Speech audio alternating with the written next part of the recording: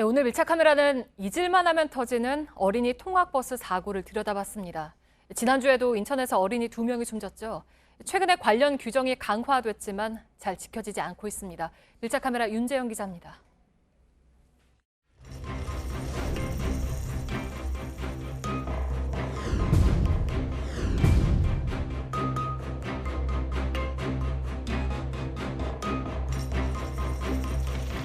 지난 15일 사고는 이 사거리에서 일어났습니다. 차에 들이받친 나무들이 지금도 이렇게 쓰러져 있는데요. 조금 옆에는 이렇게 사망한 어린이들을 추모하는 공간도 마련되어 있습니다. 하얀 국화꽃들이 놓여져 있고 지금 비가 조금 오고 있어서 이렇게 비닐로 덮여져 있는데요. 이 아래에는 어린이들이 좋아하는 간식거리들과 이 장난감도 여러 개 놓여져 있습니다. 학원차를 많이 타는데 나 앞으로는 안전벨트 잘 매고 다녀야 되거든. 도로교통법에 따르면 어린이가 타는 통학버스 차량에는 반드시 보호자가 탑승해 안전벨트를 맸는지 점검해야 합니다. 그런데 체육시설 중에선 태권도 등 일부 종목에만 적용되고 축구는 포함되지 않습니다. 사고가 난 축구클럽의 통학버스는 법의 사각지대에 있었던 겁니다. 규제 대상인 어린이 통학버스들도 규정을 어기는 사례가 많습니다. 15인승 어린이 통학 차량입니다. 눈에 잘 띄는 노란색에 차 위쪽에는 황색과 적색의 표시등이 설치돼 있고요. 차 옆에 이 장치는 어린이가 타고 내릴 때 이렇게 펼쳐져서 주변 차들에게 정지하라고 알리는 역할을 합니다. 멈추려고 할 때는 이제 황색이 들어오는 거고 아이들이 내릴 경우는 적색 전멸등이 반드시 추월 금지 표지판도 열리게 돼 있고 외국 같으면 이게 1.2m까지 나옵니다. 서울 중계동 학원가를 찾았습니다. 오후 2시쯤부터 통학버스들이 아이들을 실어 나릅니다.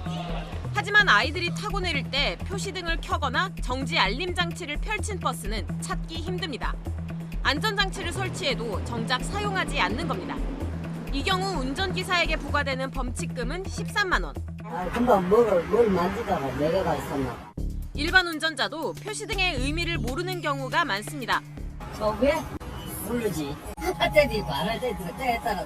학원들이 몰려있는 서울 대치동도 상황은 비슷합니다. 한 통학버스가 불법 유턴을 합니다. 기사들은 학원 시간에 맞추기 위해선 어쩔 수 없다고 말합니다. 기계 막히니까. 아니, 좀 개인적으로. 지금부터 경찰이 어린이 통학버스를 대상으로 법규를 위반했는지 단속할 건데요. 저희도 한번 동행해 보겠습니다. 15인승 학원 통학버스에 어린이들이 탔지만 보호자가 없습니다. 끝났어요, 이 얘기가. 저희들이 못 들었는데?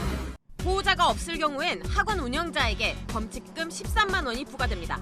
들어야 되는데 비용이 많이 들어가지고 원하는 거 돈을 안 할 거 아니에요. 차가 운행을 못 할 것 같아요.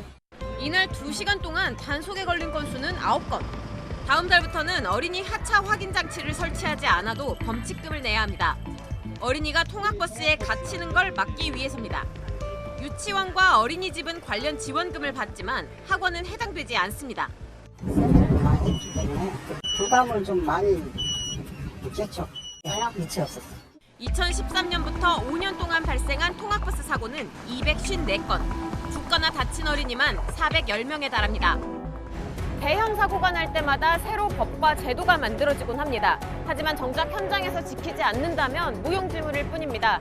아이들의 안전을 위해서 더 세심한 노력과 감시가 있어야겠습니다. 밀착 카메라 윤재현입니다.